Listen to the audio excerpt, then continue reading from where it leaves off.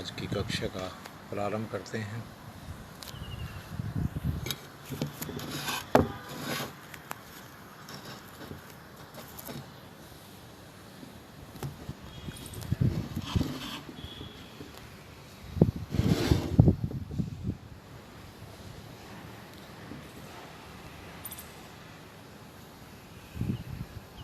ओम सभी को और परमपिता परमात्मा और अपने गुरुओं का ध्यान करते हुए हम आज का जो सत्र है उसको प्रारंभ करते हैं।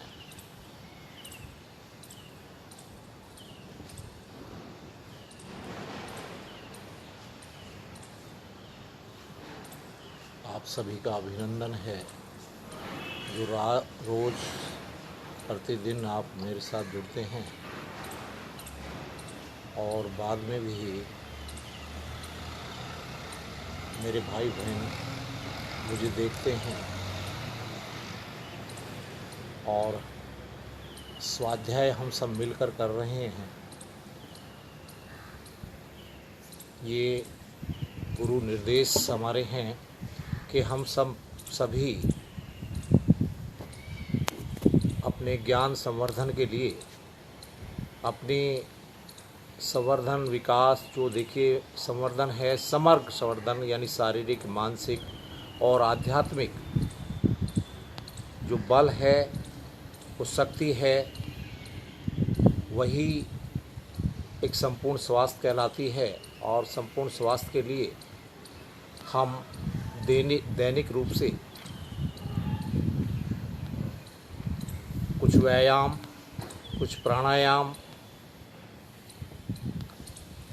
और अपने शास्त्रों का अध्ययन करें, वेदों का अध्ययन करें, उपनिषदों का अध्ययन करें, अपने दर्शनों का अध्ययन करें, अपने गुरुओं के बताए निर्देश उनके उपदेश उनको पढ़ें और जीवन में उनको अपनाकर अपने जीवन को उपयोगी बनाएं।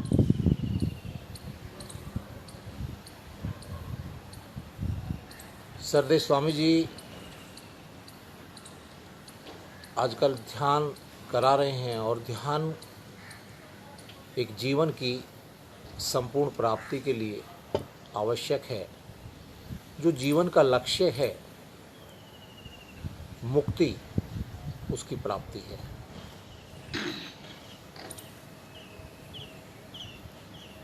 और महर्षि पतंजलि भी आपको अलग अलग एकाग्रता के रूप बताते चलते हैं और अलग अलग एकाग्रता के रूप को उसकी सीढ़ी को वो अलग अलग समाधियों के रूप में हमें समझाते हैं और उसी तरफ हम बढ़ भी रहे हैं। उससे पहले हम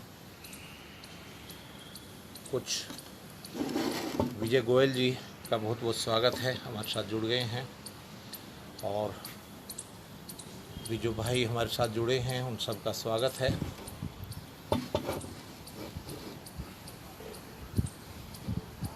और शायद इसमें कुछ लाइट सूरज की पड़ रही है मेरे ख्याल से ना। आज मैं छत पे इसको किया है नीचे की बजाय। हाँ तो थोड़ा सा कोई हाँ कोई नहीं। चलिए पहले एक बार थोड़ा वो करते हैं और एक दो प्राणायाम करने के बाद फिर हम थोड़ा आगे बढ़ेंगे। और एक बार सीधे बैठें। ओम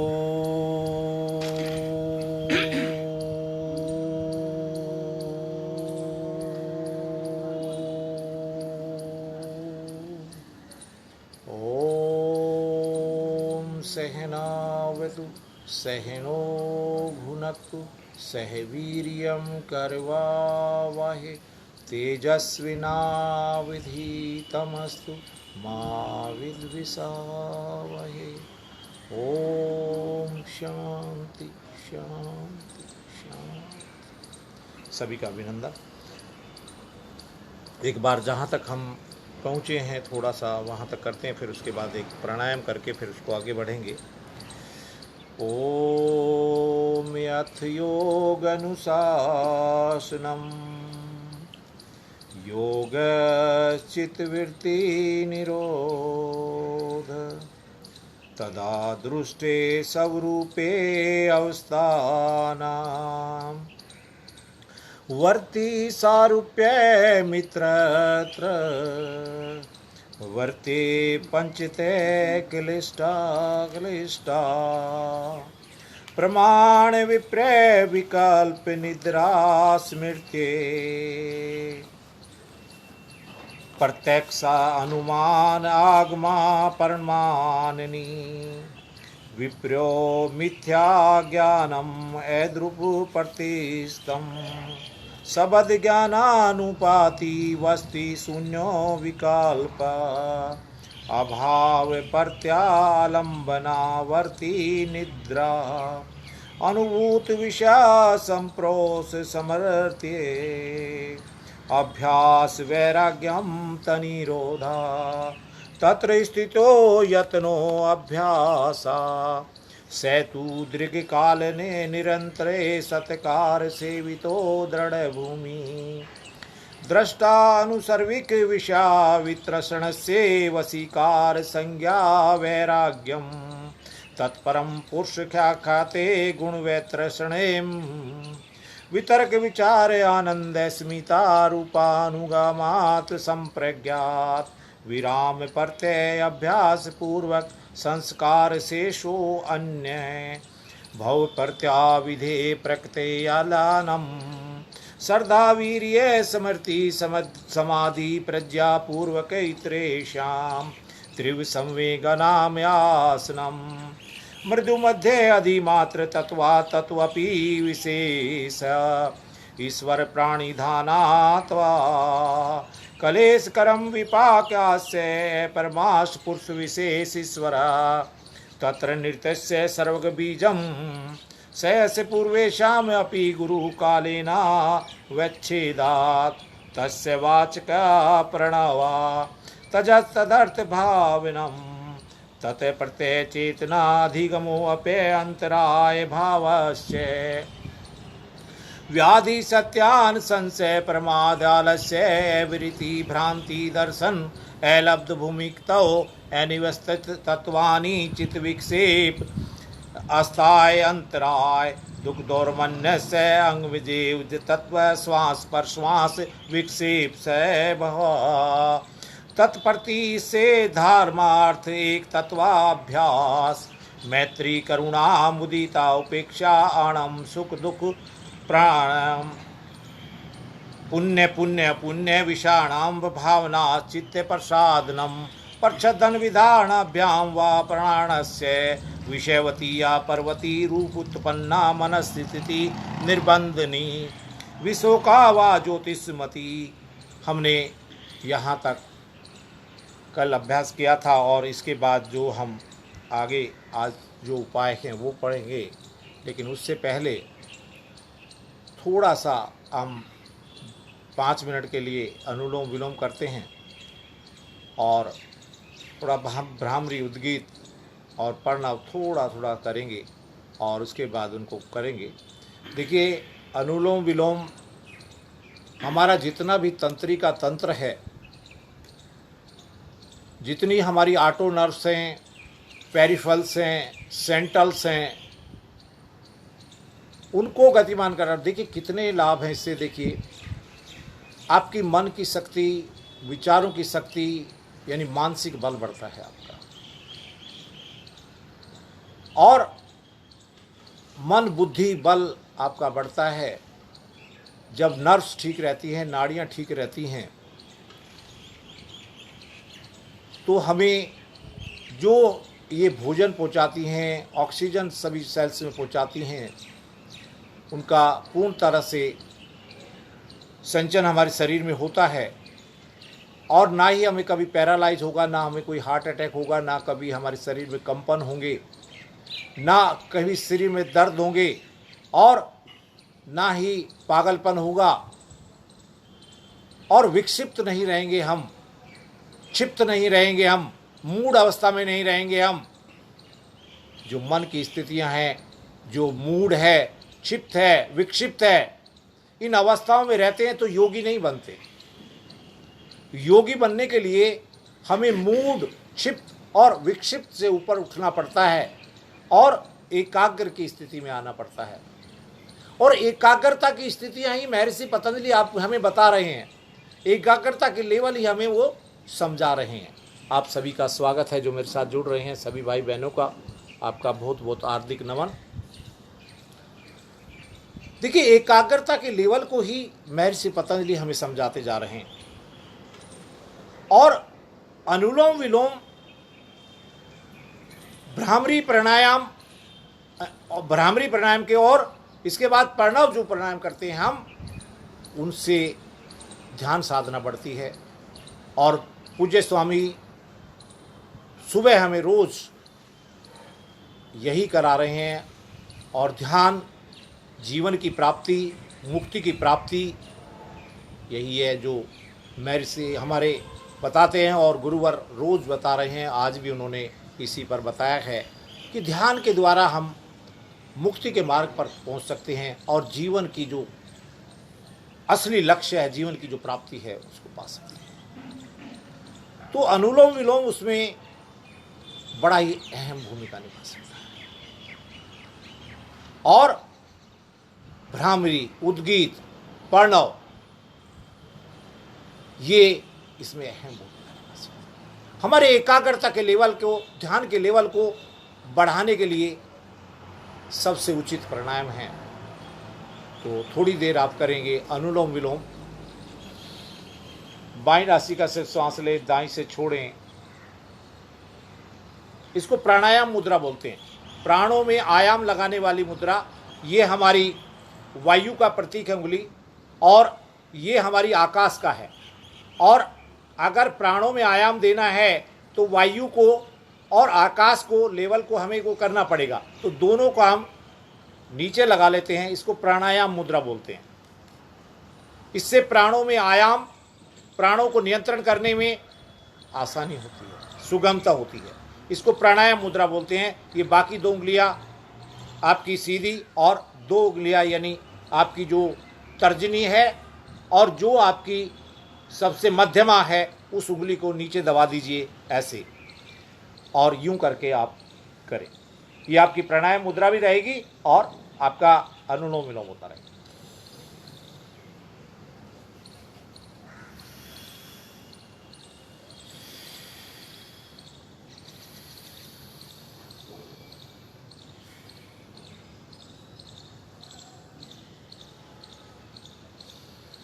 ये कार्डियोवैस्कुलर सिस्टम को भी ठीक करती है। आपको कभी हार्ट अटैक नहीं होगी। अनुलोम विलोम करने वालों को देखिए कितने लाभ देती है ये। हमारा जो सेंट्रल नर्वस सिस्टम है, पेरिफेरल्स है, ऑटो नर्वस सिस्टम है, पूर्णतः से तीनों ठीक होते हैं। और हमारा मानसिक बल हमेशा सुदृढ़ रहता है। और जब हमारे अंदर कोई तनाव नहीं होगा, किसी तरह के कोई भी शरीर में अंतराय नहीं होंगे, विक्षेप पैदा नहीं होंगे, तो हमारा ध्यान लगेगा,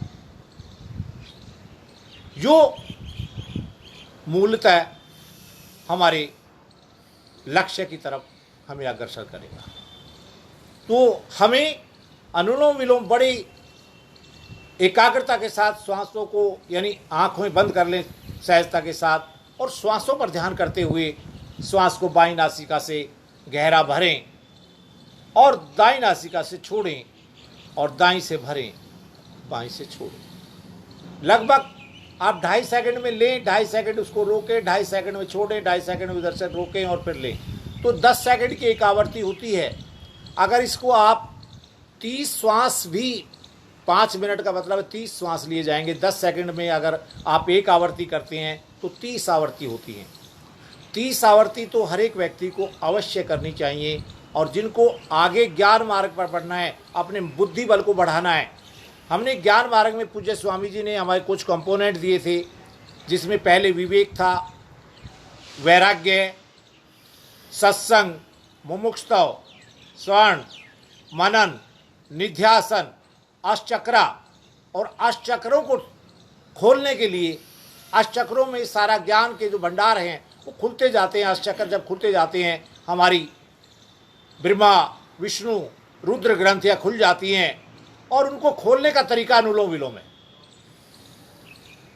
यानी ईड़ा पिंगला को चलाना पड़ेगा और सुषुम्ना में श्वास के प्रवाह को आपको संचालित करना पड़ेगा। आप सिद्धियां पाना चाहते हैं, अपने आप को उन सिद्धियों को प्राप्ति करना चाहते हैं,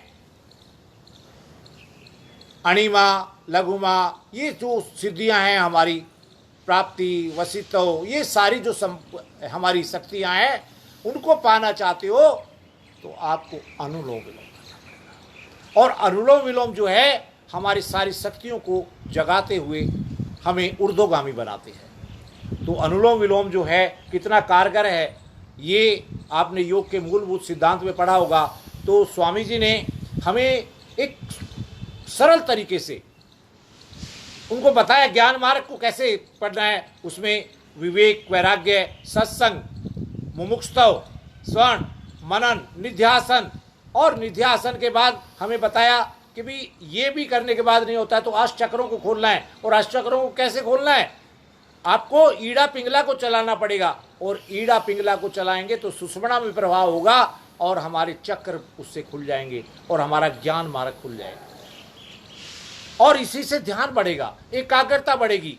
जो महर्षि पतंजलि बताते जा रहे हैं, समाधि पर समाधि, अलग अलग समाधियां देखिए बताते हैं। वो पहले संप्रज्ञात समाधि बताते हैं, फिर कहते हैं अन्य समाधियों से आपका वो होगी प्राप्ति। अन्य समाधियों के वे कहते हैं फिर वो यानी वितर्का समाधि बताते हैं, निर्वितर्का बताते हैं, सविचारा बताते हैं और निर्विचारा बताते हैं। और इसके बाद सबीज बताते हैं, फिर निर्बीज बताते हैं, फिर आगे चल के केवल्य में धर्म में एक समाधि बताते हैं। ये सब क्या हैं, हमारे एकाग्रता के लेवल हैं, हमारे ध्यान के लेवल हैं। और जितना ध्यान का लेवल बढ़ाएंगे उतना ही आप आगे समाधियों की तरफ पहुंचेंगे। तो उनको पहुंचने के लिए आपकी प्रज्ञा शक्ति बढ़ेगी, आपकी जो जितंबरा शक्ति बढ़ती हुई जो प्रज्ञा बुद्धि आपकी पैदा होगी। और ऋतंबरा प्रज्ञा यानी उसको कहा है जो आपकी एक उच्च चेतना वाली बुद्धि जो है वो पैदा होती चली जाएगी, बढ़ती चली जाएगी। तो आपको अनुलोम विलोम को बढ़ाना है। चलिए, अनुलोम विलोम के बाद आप भ्रामरी, उद्गीत और प्रणव, चौथी उंगली माथे पर, 3 उंगली आंखों पर, कंठ छिद्र अंगूठे से बंद, गहरा लंबा श्वास।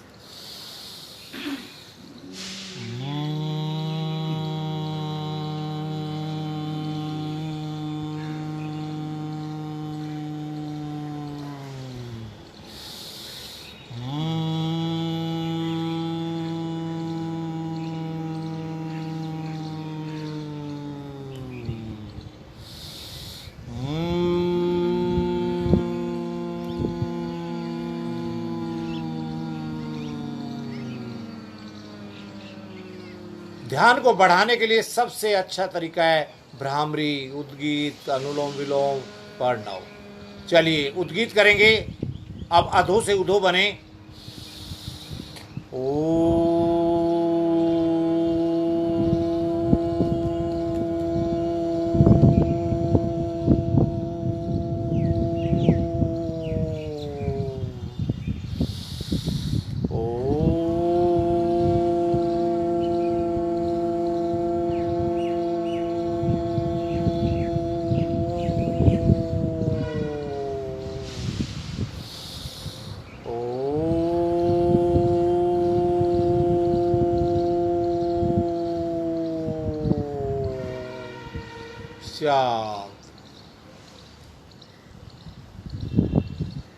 बिल्कुल सहज, शरीर को बिल्कुल फ्री छोड़ दें, कोई दबाव नहीं, कोई भी किसी तरह की कोई हलचल। सिर्फ सिर्फ दृष्टा बने,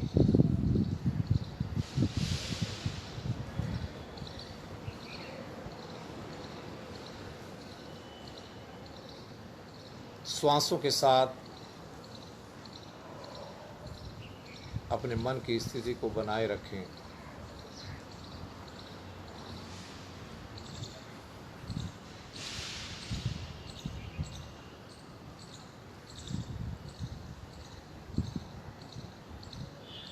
दोनों हाथ ऊपर लाएं, हथेलियां रगड़ें,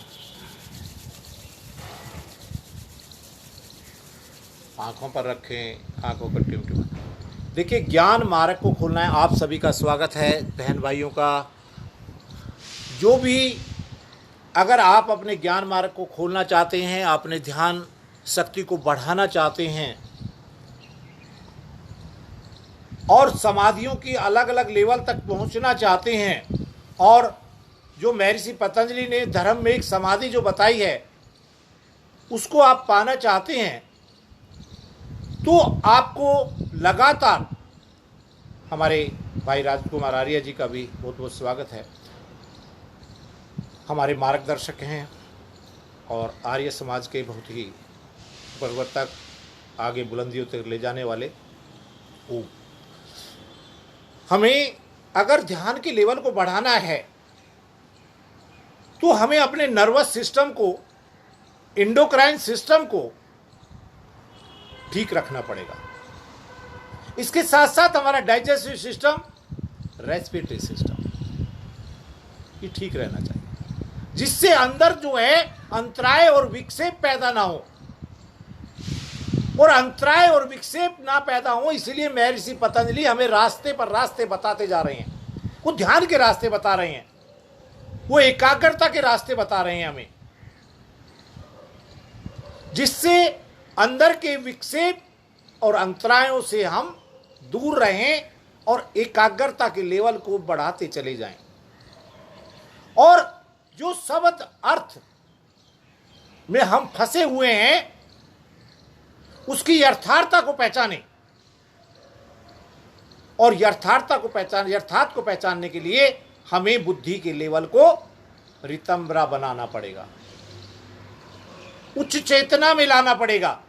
और उच्च चेतना में लाने के लिए हमें अपने शरीर को शुद्ध करना पड़ेगा, हमें अपने प्राणों को शुद्ध करना पड़ेगा, हमें अपने मन को शुद्ध करना पड़ेगा, हमें अपनी बुद्धि बल को ठीक करना पड़ेगा, हमें आनंद में रहना पड़ेगा, और हमें अस्मिता भाव से ऊपर उठना पड़ेगा। इन भावों से ऊपर उठने के लिए एकमात्र साधन बताते जा रहे हैं। सबसे पहले उन्होंने आपको बताया भगवान के को समर्पित कर दीजिए। पहले क्या बताया कि भगवान को समर्पित कर दीजिए, और उन्होंने फिर उनका नाम बताया जिसको प्रणव कहा, जो प्राणों से बोला जाता है। और फिर उसके बाद भजने का तरीका बताया कि उसको कैसे निरंतर भजना है आपको, ओम को, और उससे अंतराय कैसे दूर चले जाते हैं। वो 14 तरह के अंतराय बताते हैं। और फिर वो कहते हैं कि भाई इनको और भी हम विधि पूछते हैं तो वो कहते हैं भाई आप एक तत्व का ध्यान करें। एक तत्व का ध्यान क्या है? आप जो भी ईश्वर को मानते हैं, जो परमात्मा मानते हैं, उस ईश्वर का एक का ध्यान करें, एक वस्तु का ध्यान करें। एक, चाहे वो आप किसी प्राण पर ध्यान करें, किसी पर, एक वस्तु पर, एक तत्व पर ध्यान करें। आप बार बार इधर से उधर होंगे तो आपका मन बार बार विकसित होता रहेगा, मूड अवस्था में जाता रहेगा। तो उससे बचने के लिए आप एक तत्व का ध्यान करें। वो फिर आपको आगे बढ़ते हैं और फिर वो कहते हैं कि मैत्री, करुणा, मुदिता, उपेक्षा, ये 4 ऐसे आयाम बताते हैं कि अगर इनकी साधना आप कर लेते हैं, किसके साथ आप मैत्री भाव में रहें, करुणा भाव में रहें, मुदिता भाव में रहें, उपेक्षा भाव में रहें, उनको मैंने बड़ी अच्छी तरह से समझाने का प्रयास किया है। और ये अगर साधना आप करते हैं मैत्री की, करुणा की और मुदिता की, उपेक्षा की, ये साधना करते तो मन शांत रहता है, चित्त शांत रहता है, और आपके शरीर में कोई किसी तरह के अंतराय पैदा नहीं होते, विक्षेप पैदा नहीं होते। और इसी से आगे बढ़ते वो फिर कहते हैं, कल जो हमने बताया था, प्रच्छदन विधारणम व प्रणास्य, यानी श्वास को बाहर भगाओ रोको, श्वास को बाहर भगाओ रोको, ये विधि बताई थी। अब इससे क्या है, यानी जैसे हम कपालभाति करते हैं या जैसे हम बाह्य प्राणायाम करते हैं, ये वही विधि है। और वो कहते हैं इससे मन शांत हो जाता है और अंदर के विकार जो है बाहर चले जाते हैं और आपको अंतराय और विक से परेशान नहीं करते। फिर वो अगली विधि बताते हैं महर्षि पतंजलि हमें, कि वो कहते हैं कि भाई जो आपके शरीर में जो प्रवृत्ति उत्पन्न होती हैं, जो मनस्थिति है जो पैदा होती हैं, आप उन्हीं पर ध्यान करें। अगर विषय आपको कोई रूप का वो है तो आप उसी को एक माध्यम बना के आगे बढ़ें। लेकिन ये भी बताया था कि आपको माध्यम एक अच्छा बनाना चाहिए। मैंने कहा था कि शोर को यानी पोंपों को नहीं, एक शांति प्रिय जगह को आप उसको ध्यान करें, एक निर्मलता को ध्यान करें, तो उससे मन शांत होता है।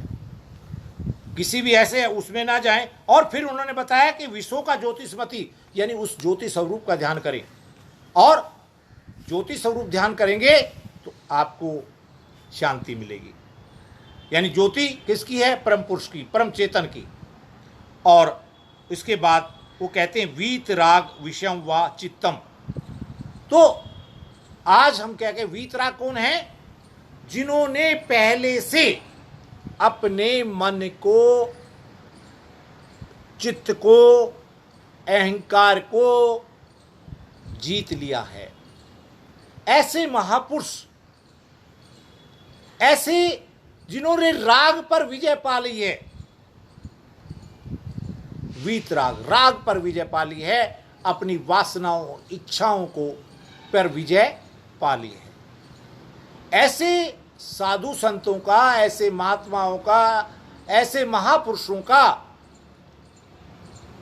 स्वामी दयानंद जी हैं, विवेकानंद जी हैं, और हमारे वर्तमान में पूज्य श्री हैं, और जो भी गुरु हैं, उन गुरुओं का अगर आप ध्यान करते हैं, मन में कल्पना करते हैं। देखिए, आपका कोई गुरु दूसरा भी अगर वो वीतरागी नहीं भी है और आप ये कल्पना करते हैं कि वो वीतरागी हैं, तब भी आप उस साधना में आगे पहुंच जाएंगे। आप अपने मन में जो भी आपने जिस भी गुरु की, जिस भी महापुरुष की एक छवि बनाई कि उन्होंने अपने रागों पर विजय पाई, और उसका आप ध्यान करते हैं, तो आपको 100% विजय मिलेगी। आप ऐसे महापुरुषों का ध्यान करें और अपने आप में एकाग्र करें। ऐसे महापुरुषों का ध्यान करते हुए, उनके गुणों का ध्यान करते हुए आप अपनी मंजिल को पालेंगे और जीवन का जो रास्ता है वो आपके लिए सहज हो जाएगा। जो जीवन का लक्ष्य है उसके लिए आप सहजता से उसको पा पाएंगे। आप सभी भाई बहनों का बहुत बहुत हार्दिक नमन है जो मेरे साथ जुड़े हुए हैं सभी। और इसी में आज हम आगे बढ़ रहे हैं। तो ऐसे महापुरुषों का अगर आप ध्यान करते हैं तो आपको यानी उस पर सफलता मिलती चली जाएगी और आप आगे बढ़ते चले जाएंगे। तो इस तरह से आप अपनी ध्यान की विधि को आगे बढ़ाएं। अब अगला श्लोक है, अगला सूत्र है, वो कहते हैं सौपन निद्रा ज्ञान आलंबना वा। देखिए, मन के 3 पार्ट होते हैं। मन के कितने पार्ट होते हैं? 3। उसकी 3 अवस्थाएं होती हैं। कौन कौन सी? एक को कहते चेतन, दूसरे को कहते अचेतन, और तीसरे को कहते हैं परम चेतन। ये 3 अवस्थाएं हैं। और इन 3 अवस्थाओं का अभी आप मुझे सुन रहे हैं, ये आपकी चेतन अवस्था। ये क्या है? आपकी चेतन अवस्था है। आप नींद में जाते हैं, वो अचेतन अवस्था है।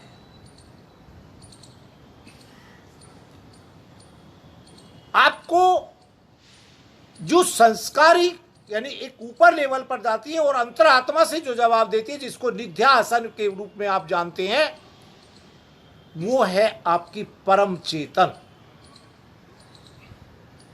या यानी जिसको कहते हैं कॉन्शियस, अनकॉन्शियस और सबकॉन्शियस, यानी सवचेतन जो है सबकॉन्शियस माइंड, और सबकॉन्शियस माइंड ही सबसे ज्यादा शक्तिशाली होता है। देखिए, आप कहते हैं आप सो जाते हैं, क्या सोने के लिए आप प्रयास करते हैं? प्रयास करेंगे कभी नींद नहीं आएगी। नींद कैसे आती है? अपने आप आती है।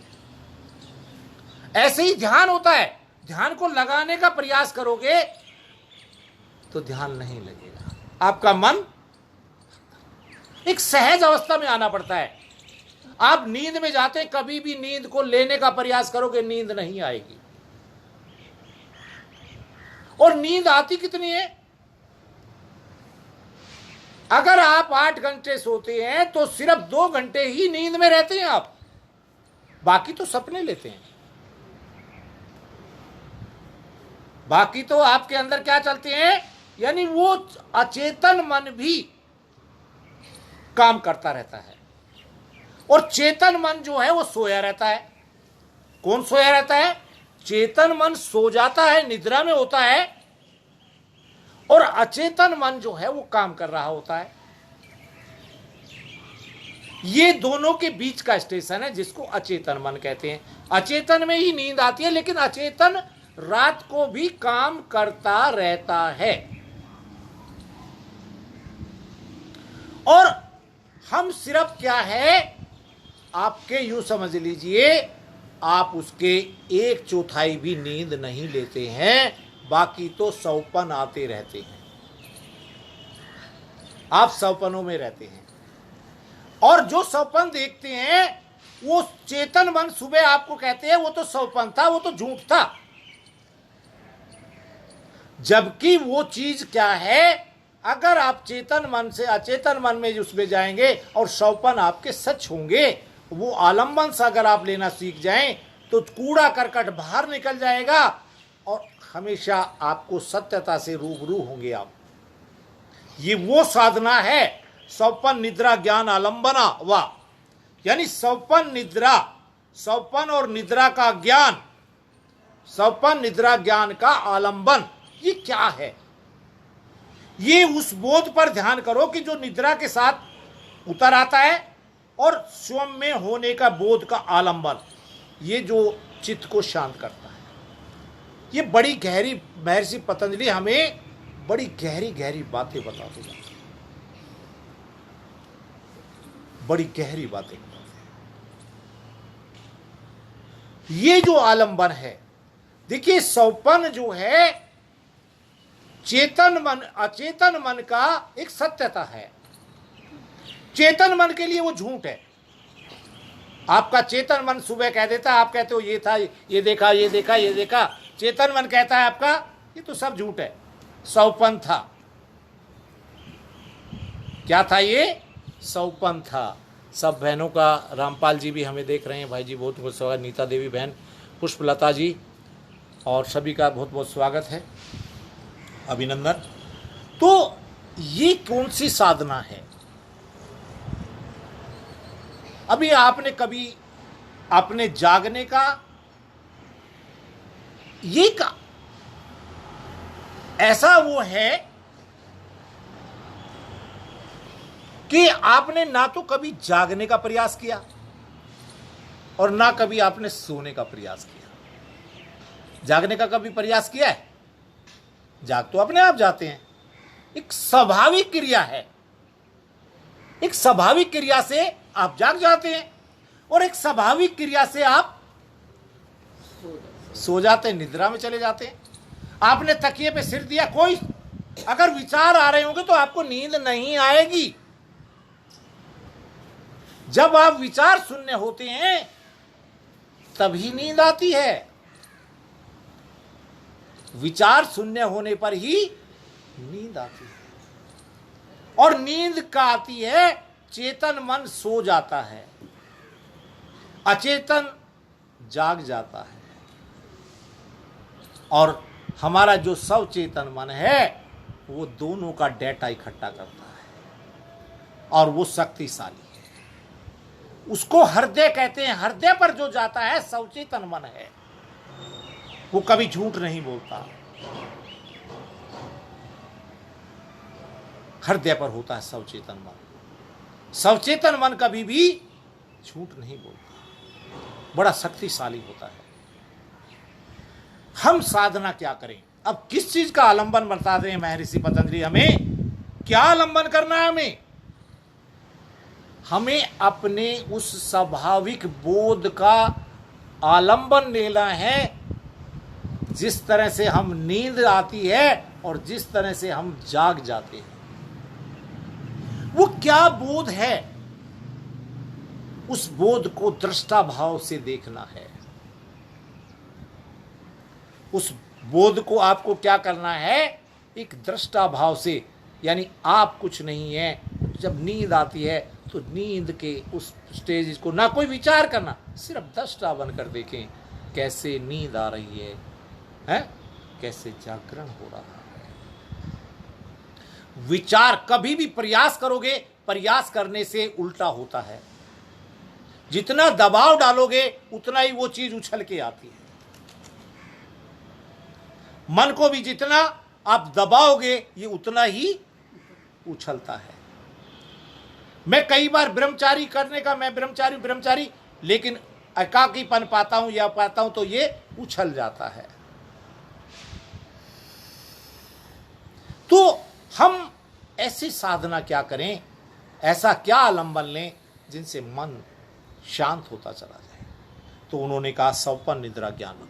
और ये देखिए, आपको स्वप्न देखना, दिन में आप बात करें, मैं आज भी देखिए, आपने कभी अपने आप को उड़ते हुए भी देखा होगा सपनों में। कभी आपने सपनों में, और सच्चे लगते हैं सपने। जब आप सपना देख रहे होते हैं तो कभी कोई झूठ नहीं होता। झूठ कब होता है? जब आप चेतन मन के पास जाते हैं। अचेतन मन से जब आप देख रहे होते हैं तो सपना बिल्कुल सच्चा होता है। जब आप सपना ले रहे होते हैं तो सपना बिल्कुल सच्चा होता है, उसमें कोई झूठ नहीं होता। चाहे घोड़े से औरत बन जाए, चाहे उससे बन जाए, लेकिन आपका मन ये नहीं सोचता कैसे हो गया, लेकिन आप उसको बिल्कुल सत्य होता है। वो कोई भी चीज आप पहले कुछ और देख रहे हैं और उसका रूप बदल जाता है, लेकिन आप कोई सवाल नहीं करते। सपने में कोई विचार अपोजिट में नहीं देते। और यही साधना आप अगर धीरे धीरे देखिए, कूड़ा कचरे वाले बातें विचारों को छोड़ दीजिए, अच्छे विचार रोज सोचिए, और उनको आप अच्छे पुष्प के बारे में सोचें, अच्छी बातों के बारे में सोचें। और आदरणीय भूलन जी का भी बहुत बहुत स्वागत है। और ये जो निद्रा का अपना एक बोध है, जागरण का एक बोध है। निद्रा लेने, मैंने कहा निद्रा का कभी भी प्रयास कोई किसी चीज का करोगे आप, प्रयास करने से वो चीज दूर चली जाती है और सहजता से वो अपनी हो जाती है। जितना भी प्रयास किसी चीज को पाने के लिए करेंगे आप, वो आपसे दूर भागेगी। तो ये निद्रा का जो आलंबन है, जो बोध आपको करना है, वो जो बोध आप वहां पर, यानी जो निद्रा आती है एक सामान्य तरीके से आती है। आपने तकिए पर सिर रखा और नींद आ गई। आपने कोई प्रयास किया? नहीं। आपने जागने के लिए कोई प्रयास किया? नहीं। ये ऐसी स्थितियां हैं जो सहजता से होती है। और चेतन मन हमें जो स्वप्न में देखा उसको झूठ बताता है सुबह, लेकिन अगर धीरे धीरे हम कूड़े करकट वाली बात छोड़कर अच्छी बातों को रोज अपने जीवन में अपनाएंगे, दिन में अपनाएंगे, और उस सपनों में वैसी ही बातें आएंगी। उन चीजों का आलंबन करना सीखना है, अच्छी बातों का आलंबन करना सीखना है। तो चेतन मन भी और अचेतन मन भी और सचेतन मन भी आपके तीनों चरण। आप कहते हैं कि अचेतन मन कुछ नहीं करता, अचेतन मन भी करता है। अचेतन मन आपको निद्रा भी देता है और अचेतन मन आपको सौपन देता है। कौन देता है? वो आप अचेतन मन में आते हैं और अचेतन मन आपका स्ट्रोंग होता हुआ वो सवचेतन की उसमें डाटा इकट्ठा होता है। तो आपको अच्छे सौपन देखने हैं और उनका आलंबन करना है, कूड़ा करकट छोड़ना है, धीरे धीरे साधना करते हुए, एकाग्रता की साधना करते हुए। महर्षि पतंजलि आपको हर एक उससे बताते चल रहे हैं, हर एक उपाय बताते चल रहे हैं कि आप ध्यान कैसे लगाओ। उन्होंने एक ध्यान बता दिया कि ओम का भजन करो, लेकिन उसके बाद भी उपाय पे उपाय बता रहे हैं आपको। उसके बाद भी आपको अलग अलग, उन्होंने आपको प्रणव का ध्यान के लिए बता दिया, उसको जपना बता दिया, लेकिन उस जपने के बाद भी वो आपको अलग अलग विधियां बताते जा रहे हैं। अब उसके बाद एक और आगे वो कहते हैं यथा अभिमत ध्यान वदा। वो अगला एक सूत्र बताते हैं, वो कहते हैं भाई जो आपका अभिमत बन गया है, जो आपका विचार, जो आपको अच्छा लगता है, जो विचार आपको अच्छा लगता है, अगर आप किसी का थोपा हुआ, अब कक्षा में बैठे हैं और कक्षा में बैठे बैठे आप मुझे सुन रहे हैं, लेकिन आपका ध्यान किसी अच्छे से फूल पर चला जाता है और या किसी अच्छे कोई पक्षी की तरफ चला जाता है, आपका मन अपने आप कक्षा से उठता हुआ कहीं और खो जाता है और जो मैं बोल रहा हूं वो आपको सुनेगा नहीं। क्यों? कैसा? ऐसा क्यों हुआ? क्योंकि जो आपका मन था वो कहीं और लग रहा है, उस पक्षी की तरफ है या उस फूल की तरफ है जो जिसको आपने ध्यान में कर लिया, और आप यहां बैठे हुए भी दूसरी जगह खो जाते हैं और आपको वो सब कुछ सुनाई नहीं देता। आप एकाग्र हो जाते हैं और यहां जो बोला जा रहा है, जहां ये शोर हो रहा है या जो भी हो रहा है, जो बताया जा रहा है, वो आपके कानों में नहीं आता। ये वो साधना है, यानी कोई भी सिद्धांत के अनुसार, लेकिन कभी भी गलत सिद्धांतों को आप अपनाओगे तो उनसे आप वही स्थिति में आओगे, मूड की स्थिति में आओगे, क्षिप्त स्थिति में आओगे, विक्षिप्त स्थिति में आओगे और एकाग्र स्थिति में कभी नहीं आ पाओगे, जो योग के लिए सबसे पहला कदम है। मूड जो है, क्षिप्त जो है या विक्षिप्त स्थिति जो है मन की, वो कभी भी आपको योगी नहीं बना सकती। योगी बनने के लिए आपको एकाग्र होना पड़ेगा और एकाग्रता की स्थिति आपको निरुद्धता की तरफ ले जाएगी। भाई सभी का, प्रदीप भाई का, ममता गुप्ता जी का, बहन का बहुत बहुत स्वागत है। तो वो एकाग्रता आपको लानी है और जो आपका मन माने, मन एक जिसको माने, मन को आपको धीरे धीरे अपने उसमें लाना है, प्यार से, बच्चा की तरह प्यार से उसको लाना है। इस पर दबाव नहीं डालना। जब इस पे दबाव डालते हैं तो ये और उछलता है और पैदा होता है। या जैसे आज आपने दबा दिया और ये जब कभी कोई दूसरी वो पाएगा तो फिर चल जाता है। तो आप ऐसे अभिमत के साथ चलें जो आपके मन को भाता है, जो आपकी विचार शक्ति को भाता है और उसको ही अंदर रूपांतर। अभी मैंने आगे बताया कि महर्षि पतंजलि आपको बताएंगे प्रतिपक्ष क्या होता है, प्रतिपक्ष भावना क्या होती है, वो आपको अभी और भी तरीके बताएंगे। आप वो लगातार तरीके बताते जा रहे हैं। तो यथा अभिमत ध्यान वदा, आप ऐसे चीज पर ध्यान करो, किसी उस चीज पर जो तुम्हें आकर्षित करती हो। किसी भी मान्य सिद्धांत के अनुसार ध्यान जब करते हो तो आपका मन शांत हो जाता है। कोई भी अभिमान्य सिद्धांत पर आप काम करते तो मन शांत हो जाता है। अगला हम एक सूत्र पढ़ते हैं जिसमें कहा है परमाणु परम महतत्वांता अश्य वसीकार। अब ये क्या है? ये है समष्टि और व्यष्टि का मिलन। आप एक व्यष्टि हैं और ये पूरा जगत समष्टि का मिलन है। अब आपने पूरे इसको जाना, आपने व्यष्टि से चले और इस पूरे समष्टि को का परिचय कराया महर्षि पतंजलि ने, और यानी अणु से जो आप परमाणु जो परम है और उस अंश तक आप आ गए। अब आप अपने मालिक बन गए।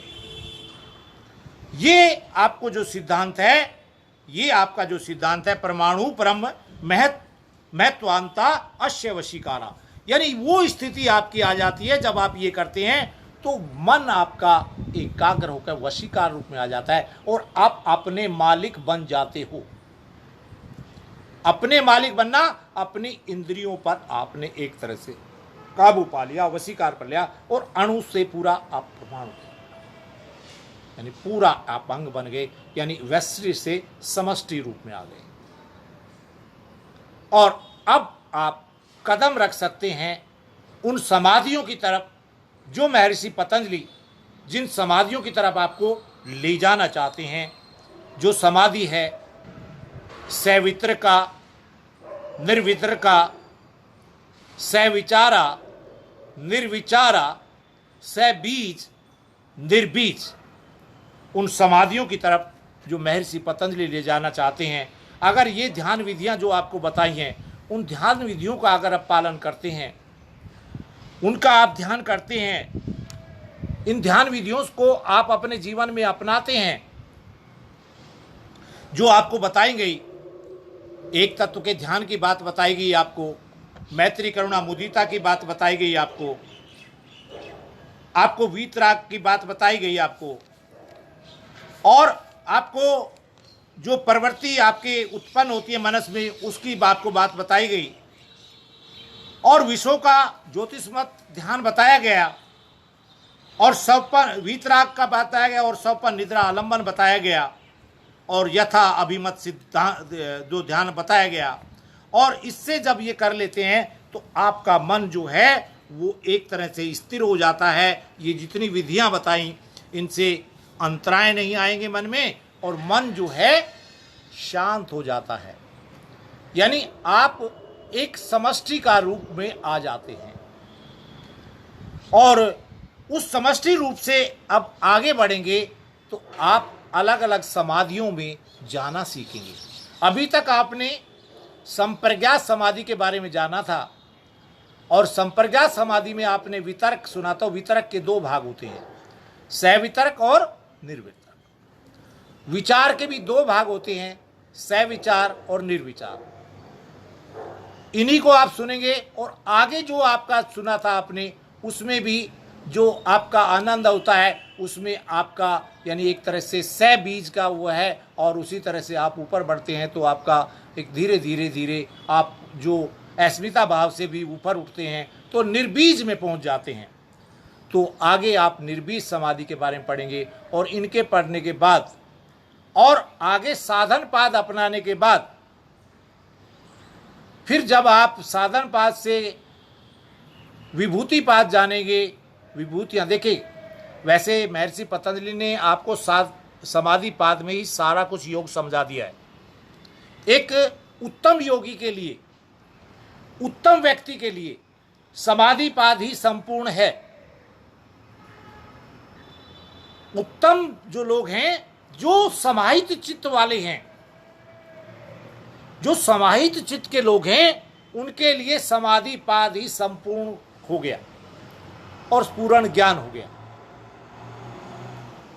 लेकिन असमाहित चित्त वालों के लिए महर्षि पतंजलि ने साधन पाद का लिखा, और साधन पाद जो है वो असमाहित चित्त वालों का है, जो मध्यम दर्जे के लोग हैं। मध्यम दर्जे के लोगों के लिए साधन पाद, और जो निम्न वर्ग के हैं उनके लिए विभूति पाद। निम्न वर्ग के लोग क्या चाहते हैं, भैया मेरे को बता क्या मिलेगा मुझे, हैं मुझे कुछ प्राप्ति होगी कि नहीं होगी। तो उनको बताते हैं कि आपको ना कुछ प्राप्ति होगी, किसकी, सिद्धियों की, सिद्धियां मिलेंगी।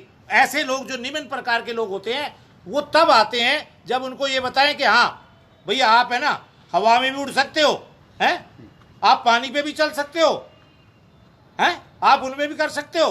वो भाग के आएंगे आपके, कुछ नहीं सोचेंगे। फिर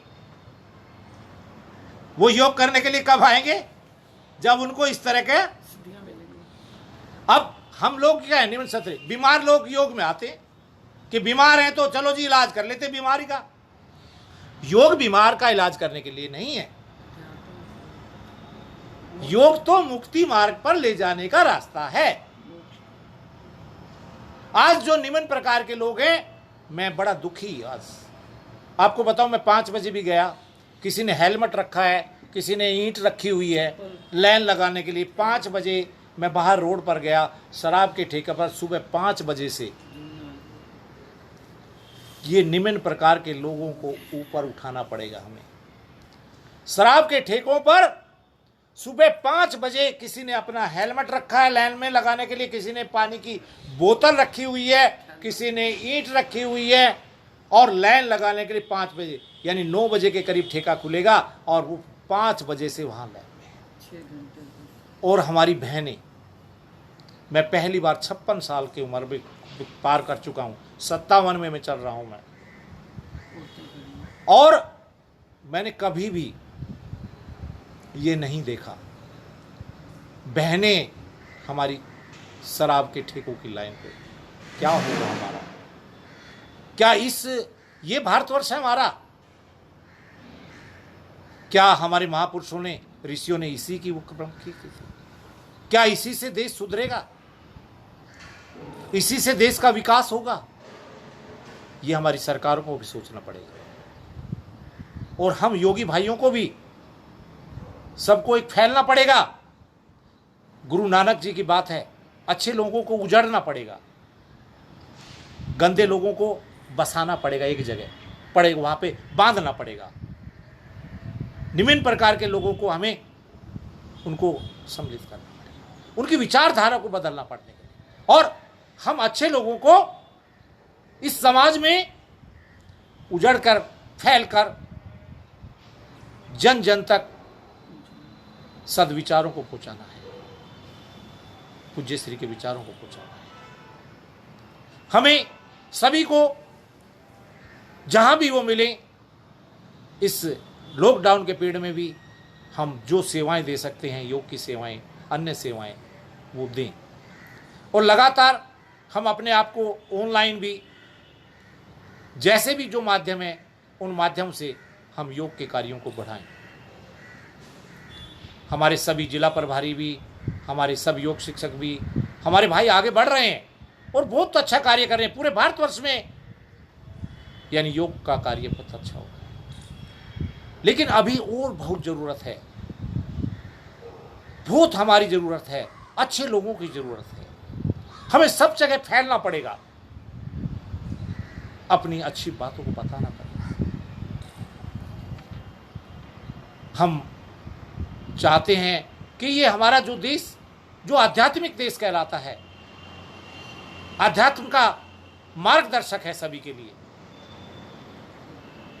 उस देश में की स्थिति कैसे सुधरे, उसके लिए ये एक विचारणीय प्रश्न है, और हम सबको विचार करना पड़ेगा और उसको सुधारना पड़ेगा। आज हम यहीं तक, आगे फिर हम पढ़ेंगे सैवित्र, निर्वृत्त, समाधियों के बारे में, और ऐसे बढ़ते हुए हम निर्बीज समाधि पर इसका समापन करेंगे, और आगे साधन पाद वगैरह अगर जरूरत पड़ेगी तो आगे बढ़ेंगे। तो ये हमारे उत्तम लोगों के लिए समाधि पाद ही सबसे पूर्ण है, और मध्यम लोगों के लिए साधन पाद की आगे साधना करनी होती है। और मैंने कहा निम्न प्रकार के लोगों के लिए हमारा विभूति पाद है, और फिर जो तीनों को पार कर जाए, जो मोक्ष पार करता, तीनों को पार करने, इन तीनों को मंजिल देने के बाद हम केवल्य पर आते हैं। हमें सभी को केवल्य देना है, निम्न वर्ग को भी देना है, मध्यम वर्ग को भी देना है। उत्तम वर्ग तो उसका भागीदार बनेगा ही, लेकिन मध्यम वर्ग को भी और निम्न वर्ग को भी हमें उस केवल्य के पथ तक लाना है। यही हमारा संकल्प होना चाहिए। इस विश्वास के साथ सभी को ओम प्रार्थना करते हैं। ओम सर्वे भवन्तु सुखिनः, सर्वे सन्तु निरामा, सर्वे भद्राणि पश्यन्तु, मा कश्चित् दुःखभाग् भवेत्। ओम सर्वसो मंगलम भवतु। ओम शांति शांति शांति। सबका भला हो, सबका कल्याण हो, परमात्मा सबको सद्बुद्धि दे और एक नेक मार्ग की तरफ बढ़ाए, यही हमारी कामना है हम सब की। सभी को ओम।